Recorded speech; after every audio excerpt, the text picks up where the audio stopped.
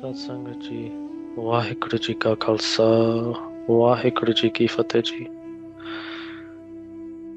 Thank you all for taking the time out of your busy schedules.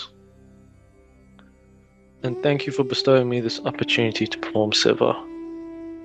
Sangaji, whatever I say today is based on my interpretation of the teachings from the Divine. So I beg for your forgiveness for anything I will say in advance to you. On that note, I'd like to thank the administration for giving me that opportunity to grow, learn, and guide me as I continue on this path to the Divine. During this time, please keep your mind focused on your mantra, whatever shape or form that may be.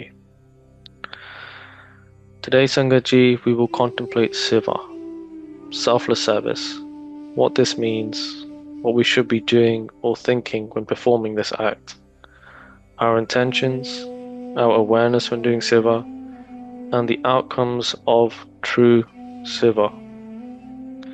So Sangaji, what does Seva mean? Selfless service. It is the act of performing that selfless deed without having a single expectation of receiving anything back from the actions performed during this service. In this action, we develop our foundations for humility.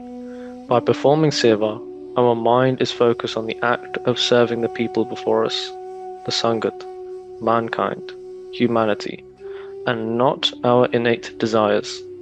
This service could reflect into societal, physical, spiritual, or any other type of service for the welfare of others.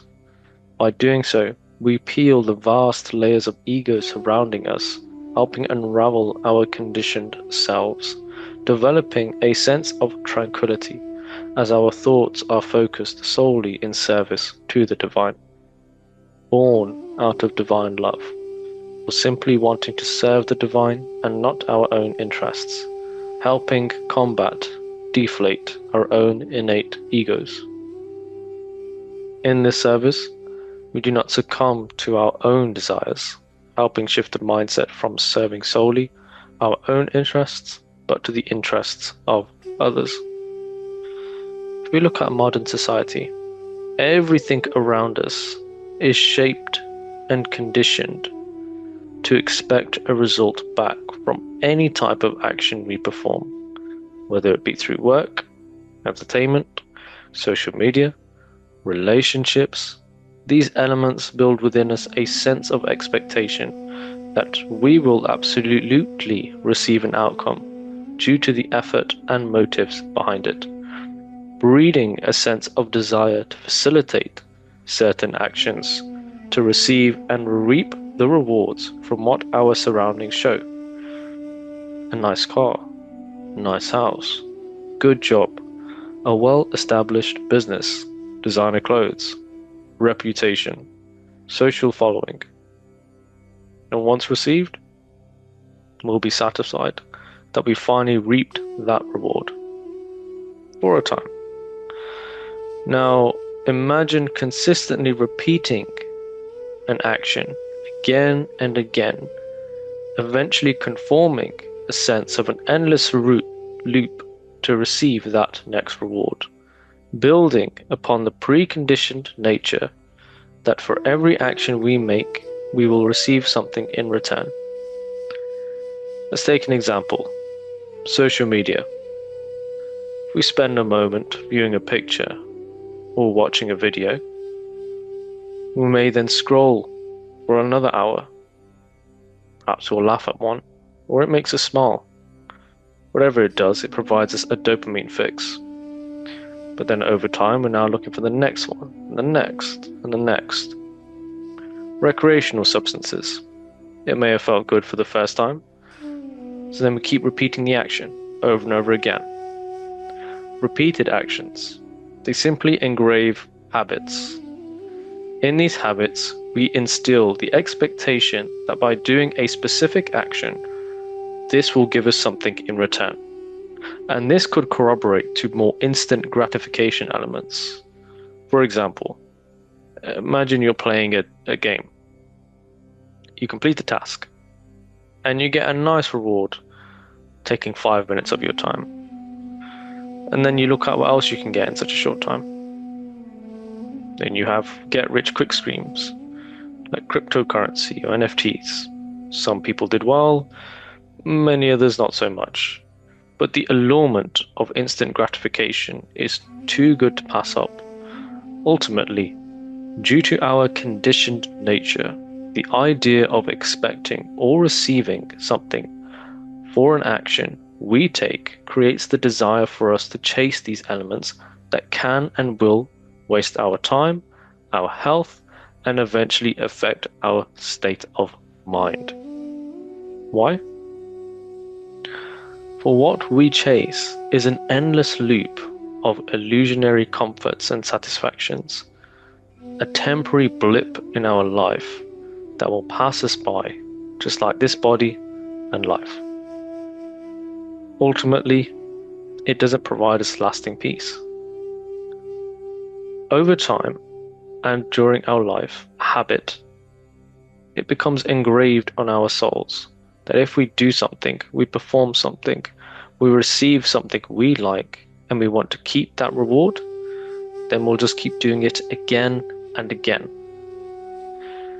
Sometimes, if it's a darker habit that will adversely impact our health and life, we may struggle to break free of this habit because of the instant gratification, or this is simple allurement, or the habit is so ingrained we just can't stop. When we relate this to the spiritual journey, adopting habits that take us away from service to the divine, but to ourselves, only inflates the ego, with our endless desires still continuing, with the desire to selfless serve the divine becomes smaller. If we plant a seed but don't water the plant, it won't grow. Similarly, what we water will either not grow or grow the divine or Maya-driven desires within us. Seva thori magan bahota. Mortal does less seva, but demands so much more. In the time of the first spiritual master, Guru Nanak Dev Ji, the spiritual master showed us what it meant to be in service to the divine. Guruji spent his entire life in service to humanity, traversed entire continents to spread the message of the divine, not for himself, but simply out of divine love for the true master, the divine. Guruji even established the system of Guru Ka Langar, the community kitchens that provide free meals to anyone irrespective of their standing of living, creed, caste, or faith, so that no one would ever go hungry. A principle that the spiritual master embodied throughout their entire life, and even during an early age. In his early childhood, Guru Nanak Dev Ji's father, Mehta Kalu Ji, had a desire for his son to be a trader. So he gave his son 20 rupees and said to him to take that money, go to the market, make a trade, but with that trade, make a profit. And so Guruji took the money and left and started traveling to the market. And as he did, he came across some local people who were sitting in the forest, meditating on the Divine Lord. When Guruji inquired as to why they were there, they simply mentioned that they were just meditating on the divine. But they also said they had not eaten in days. But they were simply in peace, in bliss. For they mentioned they were being sustained by the divine. Guru Nanak Dev Ji, seeing this, grabbed the money his father gave to him out of his pocket and gave it and spent it to feed the people. Upon returning to his father, and as the events unfolded, Guru Nanak Dev Ji told his father what happened, and his father was not too pleased with the situation. If anything, he severely reprimanded the spiritual master, as he was told to earn a profit with that money. But the spiritual master stood by their actions and stated they did. For in this service alone was the true trade, the true profit to be earned. Soy saho sacha vanjara, jinva karladia haranama tanateri. He alone is a true banker and trader, who loads the merchandise of the wealth of your name, O Lord. For anyone who trades solely on this currency will save themselves from being plundered by their own ego. With these principles, Sangaji, do we do those deeds pleasing to the divine. But what did Guruji mean by that? True profit, true trade. In the modern age, we focus on accumulating assets, wealth for ourselves, serving our own interests, making a profit for ourselves to earn us some better living conditions, more comfortable lifestyle arrangements. But Guru Nanak Dev Ji, in an act of divine love, gave the money he had away for the betterment of others. But how did this affect our way of living? In this life, everything we do is a trade. Whether it be working, enjoying our lives, being merry, drinking and eating happily, or meditating, selfless service, sitting in that satsangat, it is all a trade. In every thought, every action, every choice, every reaction, in those moments, a trade is made that impacts one's spiritual journey, albeit good or bad, as that person's time, energy, and future will be dictated by the decisions made from those choices, shaping a person's karmic destiny based on the reactions and actions provided. In these actions, a person may move further away or closer to the divine.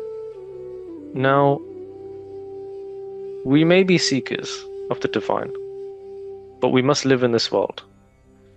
So there's nothing inherently wrong with looking for objects or aspects in our lives to help better our living conditions, or earn an income through honest livings, become a healthy contributing member to society.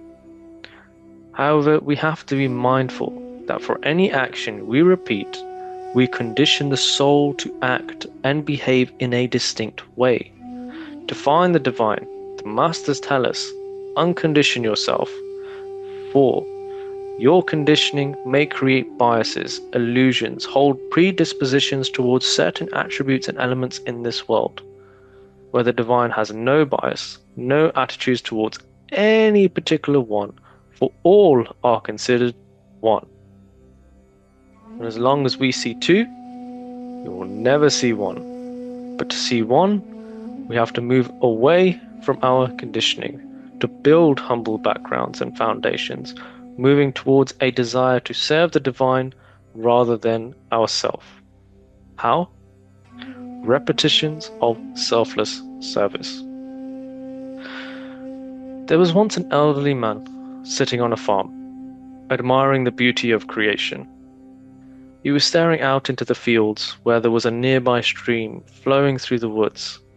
He called his grandson nearby, and I said to him, "Take this bucket and fetch some water from the stream, bring it back to me."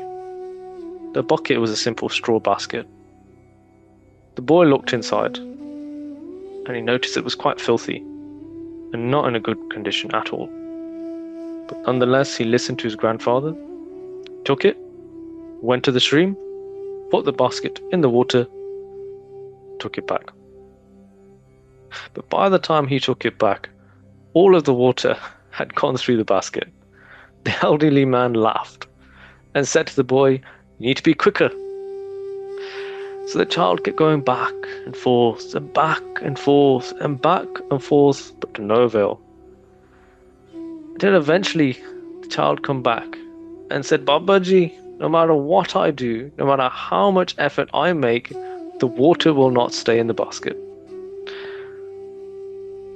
The elderly man smiled, looked at him, and said, "Son, the water in the basket will not stay. But in return, the basket is no longer dirty. With repeated effort, the basket was cleansed each time. The accumulated dirt has been washed away.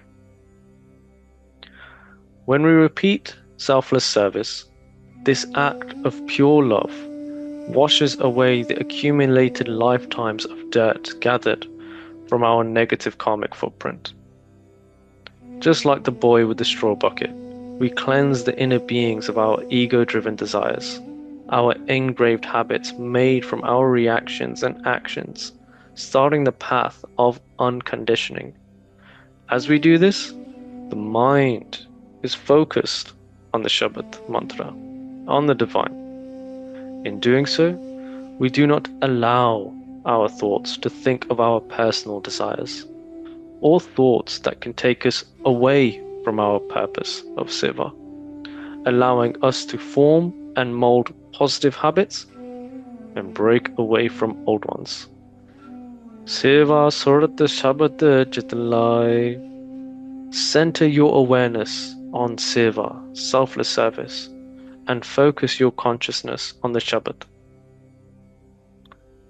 Selfless service actions are interlinked with our meditation. For any accumulated dirt to be truly washed away, we must do both in tandem. Otherwise, we run the risk of not building our humility, letting our thoughts run wild, and not contemplating or self-reflecting on our actions. And as a consequence, the focus behind Seva may not be in love for the divine, but for that of Maya. Remember, selfless service is the outpouring of the heart, of the soul, showing immense compassion to the people, to the Sangat around you.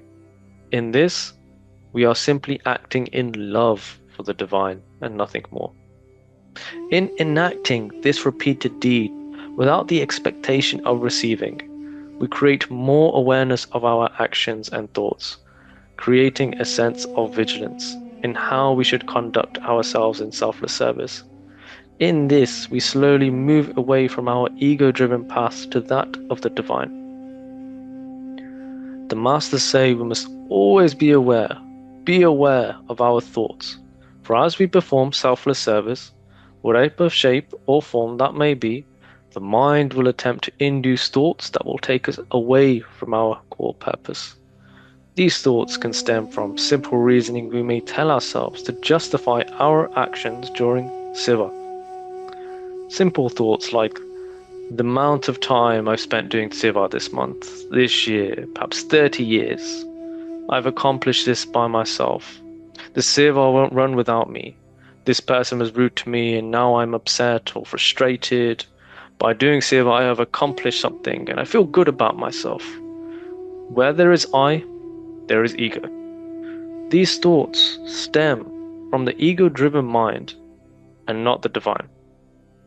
And in these moments, it can make any accumulated time of Seva performed worthless. All from a single thought. We must always be vigilant against any sort of element that comes into the foray of Seva.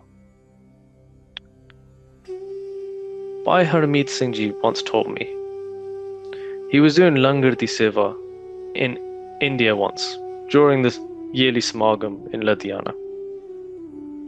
As he was serving food to the congregation, he simply kept his focus on just giving to the Sangat, kept on giving those who needed it.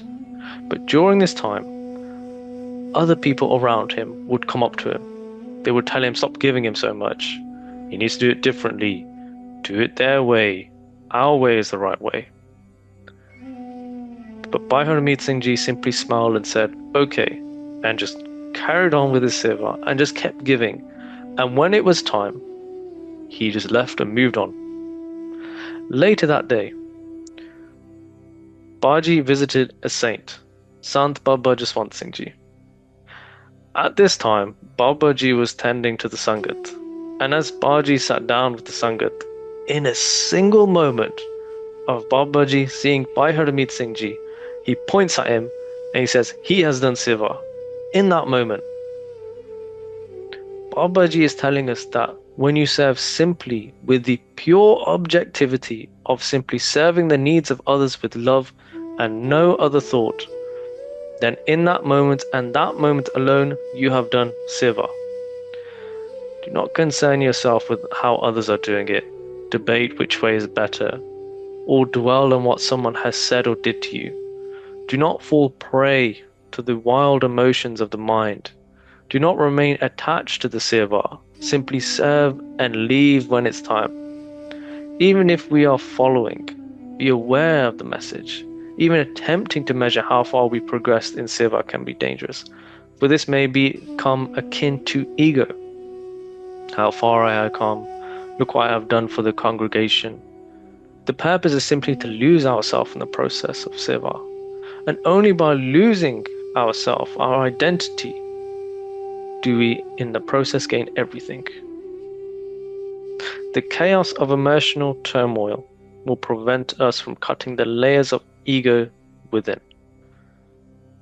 Countless people argue, get angry in kitchens, in the Gurdwara. They backbite each other in the moment, and long after still talk about these situations in bitterness. And these people may be in Seva for absolutely decades. This is the power of Mayaji. This is the power of a single thought that can somehow spiral into losing everything that they've built, committed, created. Their attachments to the bricks and mortars causes their state of tranquility to be affected. And in doing so, we forget the essence of why we have done Seva in the first place. In this, we trade false goods, false deeds which do not cleanse within, and in this our actions do not become pleasing to the divine. Nanak badra malika pitar tariya aan gote kare padkiyan sahib ke diban. O Nanak, the bags of coins are brought in and placed in the court of the Lord, of our Lord and Master, and there the genuine and the counterfeit are separated. A single thought can be so dangerous that it can spiral like a domino effect into countless other thoughts. Let's look at an example. Bhai Jogaji. Bhai Jogaji was a seeker in the Sangat of the 10th spiritual master, Sri Guru Gobind Singh Ji. He was so devoted to the Guru that when they first met, Guruji said to him, "Tu mera Joga, you are for me." And Joga would say the same back, "I am for you, Guruji." One day, while Jogaji was getting married, his marriage ceremony came. In the middle of his marriage ceremony, the 10th spiritual master sent a courier to Bhai Jogaji, and in the middle of this ceremony, gave him a letter. In that letter, it said, as soon as you read this, come to Anandpur Sahib straight away. The 10th spiritual master wanted to test Bhai Jogaji's devotion. Without a single hesitation, a single thought of contemplating or completing the marriage ceremony, and only in service to the spiritual master, he gets up, leaves, and makes his way steadfast all the way to Anandpur Sahib, only thinking of his master, left in pursuit. But on his way, a single thought comes into mind.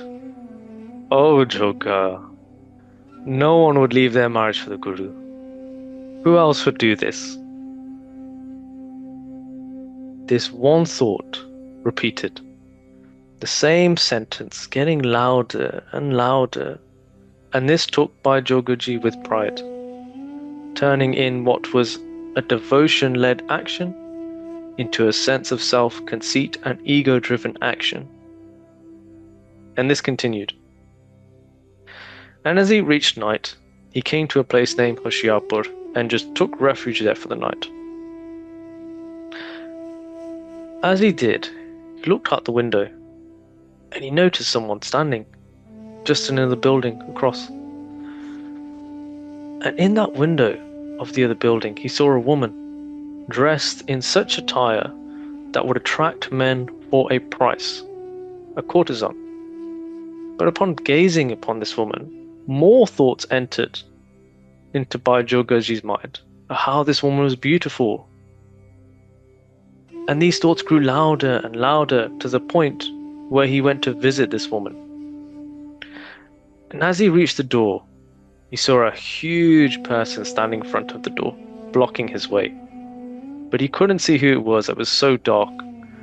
Baijogaji, looking at it, thought, I'm going to turn back. I'm not going to deal with this. So he went back to his resting place. The morning came, and he went to Anandpur Sahib. And he finally met the spiritual master. As soon as he met the Guru Gobind Singh Ji, the 10th spiritual master, as soon as he saw him, he said, Joga, where were you last night? Guruji already knew what happened, and Baijogaji was so ashamed of what occurred, he could not even utter and speak about it. Now, I mention this for one reason, that in his service to the spiritual master, a single thought entered Baijogaji's mind, which inflated the ego, but in the process of forgetting his master and the divine values that follows.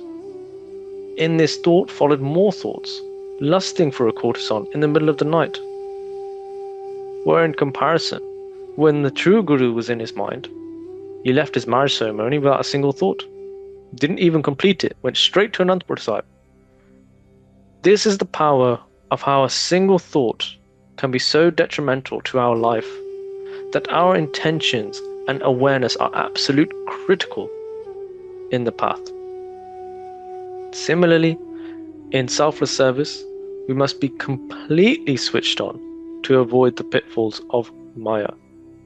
For only then can we wash ourselves of those ingrained habits that keep dragging us into continued turmoil. By focusing on the Shabad mantra, we save ourselves from these traps before us. Similarly, we cannot have any ulterior motives, fame, a following, getting close to someone for worldly, spiritual reasons, even the desire for more responsibility regarding Seva. These are not built from the desire to serve the divine, but ourself. I remember Bhai Rishipalji mentioned quite some time ago that in the Sangat of a saint, Sant Baba Pooran Singh Ji, and during his time, many people would come in and do bhajan with Babaji. But there was this one particular person who wanted to do many humanitarian projects for the welfare of others. And Babaji said to that person, yes, that's fine, but you'll need to come back in another life to do this. Why?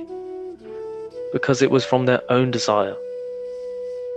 In our own desires, we create karmic debt. In the desire to serve the divine and solely the divine's will, we simply serve and nothing more.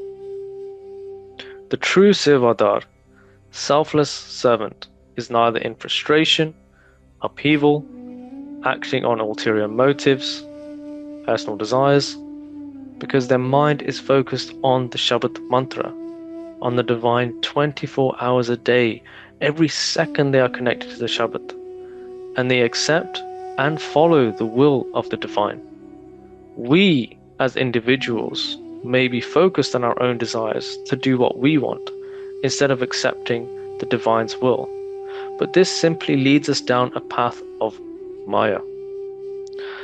Bhai Sahib always tells us, be aware, do not fall asleep at the wheel. Even when we could least expect it, Maya will use that opportunity to pry it open, plant a seed, thoughts, and prey on our emotions. And if we let it, we'll become disillusioned that the seva performed is actually cleansing the inner soul. Navana challe tirati man kote tan chor ek paulathi nathya doe pacharyas hor. They go and bathe at sacred shrines of pilgrimage, but their minds are still evil and their bodies are thieves. Some of their filth is washed off by these baths, but they only accumulate twice as much.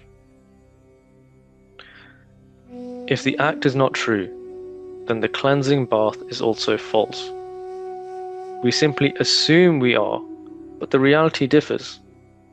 So how do we conduct ourselves when performing selfless deeds? Like any act, Sangatji, it must be from the heart. During the time of Guru Nanak Dev Ji, there was a student who would later become the second spiritual master, Guru Angad Dev Ji, and at this time he was known as Bhai Lena Ji. Bhai Lena Ji served Guru Nanak Dev Ji with such loving devotion to the point where he did everything the first spiritual master asked him to. There were many in the Sangat that would perform selfless service for the Guru. But only Bhai Lena Ji did this so much without giving a single complaint or frustration in mind, simply out of love for his master he served. And Guruji would test his resolve to serve many times.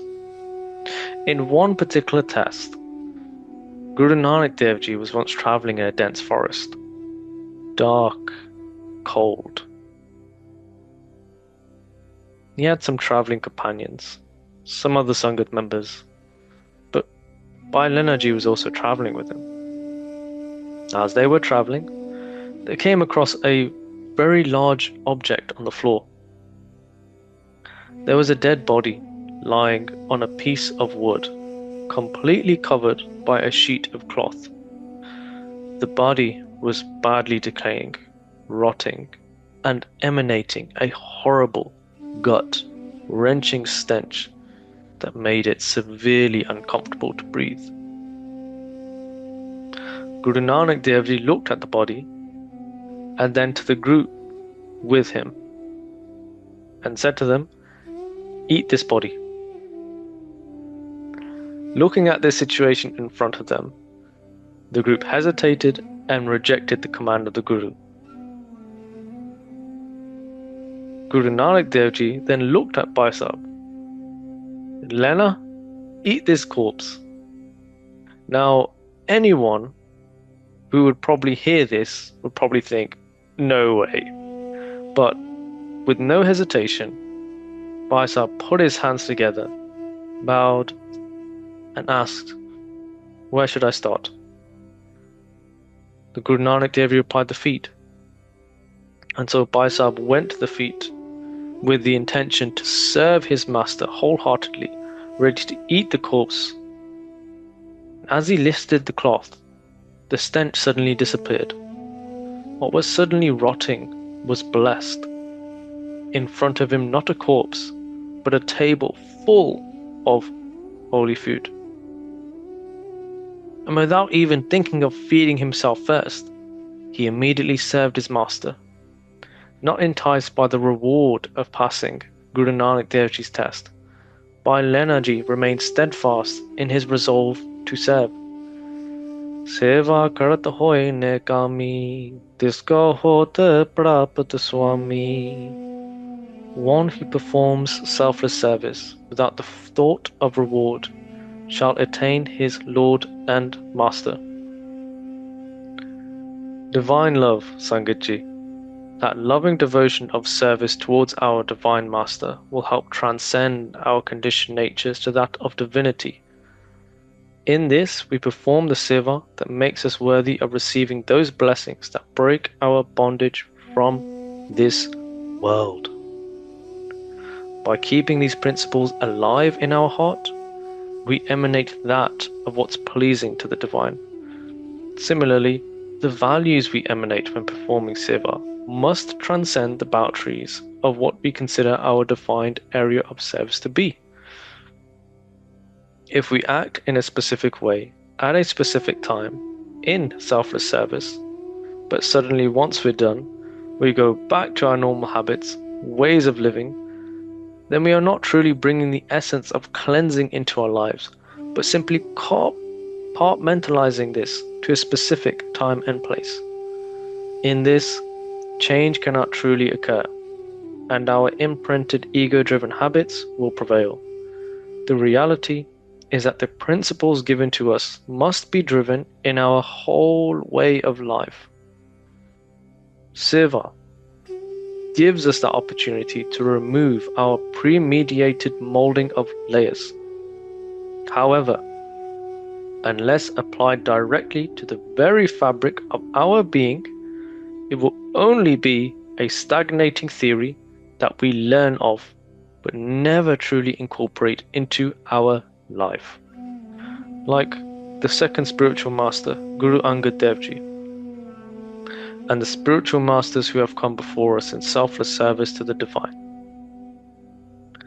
We must embody the same principles if we are to become worthy of salvation. Only through these actions can we hope to receive the blessing of emancipation. Just as Bainlana Ji's resolve was tested by Guru Nanak Dev Ji, we will be tested, every single one of us, every day, every hour, every minute, every second, every breath. We are tested in our resolve, our service to the divine. And only by passing our tests do we no longer admire the service of the divine, this cleansing art from afar, but we simply become a part of it. A beautiful painting, washing the inner fibers and fabrics of our souls. Kare bhagat atam ke chai, prabh apne siyo rahe samai. Performing devotional worship with heartfelt love, they remain absorbed in God Himself. For each time we perform that devotional worship, the true selfless action, we are outpouring that positive energy, those positive vibrations onto our environments, onto those we serve. Every moment becomes the act of selfless service. They are not defined to a single place in time, but every action we do, service to our parents, our siblings, our friends, children, colleagues, strangers we've never met before, providing them assistance simply out of love. Even simply sitting in the Sangat is an act of Seva. For you are taking the message within you and spreading that onto others. Together we raise the positive vibrations that pass it on to each other. In this way, we remove the accumulated karmic debt from this world and move away from the Maya path onto that of the divine.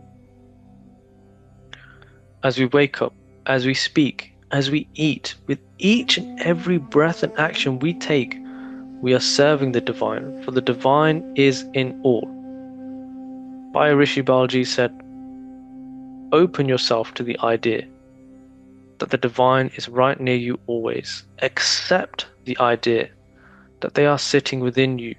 Focus your attention that any spoken word, any created thought first has to go through the filter of the divine within before it reaches its destination. And then involve the divine in your daily actions, for they are always there. In this Sangaji, all of our service is to the divine, for we see the divine everywhere and everything, inside us and in others. And in this Sangaji, true selfless service is performed.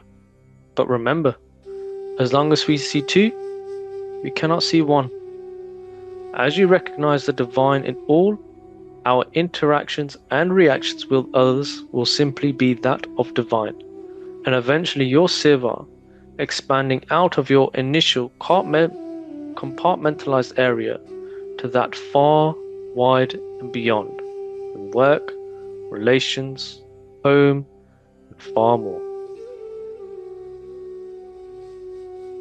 So to wrap up Sangaji, be aware, be vigilant, and when performing selfless service, do it from a place of love, divine love, pure love, and not from the ego-led mind. And when we say divine love, we need to be clear on what divine love means. Divine love is a pure love where there is no attachment, no sense of ownership that you may have in comparison to love for a child, or love for your parents, or love for your siblings or partners. For this may be construed as a different type of love. Whereas the pure love, you're simply just giving out of love and not expecting anything in return. Sant Baba Jaswant Singh Ji was a perfect example. Countless Sangat would come, countless people would come. He didn't know any one of those. In fact, they probably didn't even know him.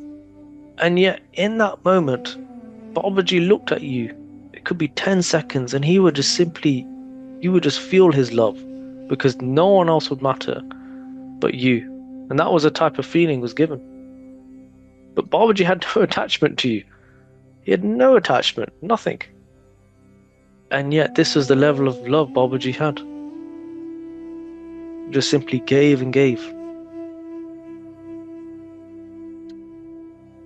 So focus your mind on the Shabad mantra so that the Maya-driven thoughts do not distract you from your purpose. Be mindful of the intentions so that we do not misunderstand the inner desire and service to the divine. So we have to be vigilant and mindful of these things. And we have to repeat those selfless actions so we can chip away at the layers of ego surrounding our souls. We have to accept the teachings of our masters, reflect and incorporate these principles into our lives. And if you ever need guidance, seek a true spiritual master, as they will help you in the way where you require it the most. Sangat Ji, it seems our journey together has come to an end. Thank you for listening, and I beg for your forgiveness for anything I've said, where I am simply a seeker, not a spiritual master of any kind at all. God bless you all. Waheguru Ji Ka Khalsa, Waheguru Ji Ki Fateh Ji.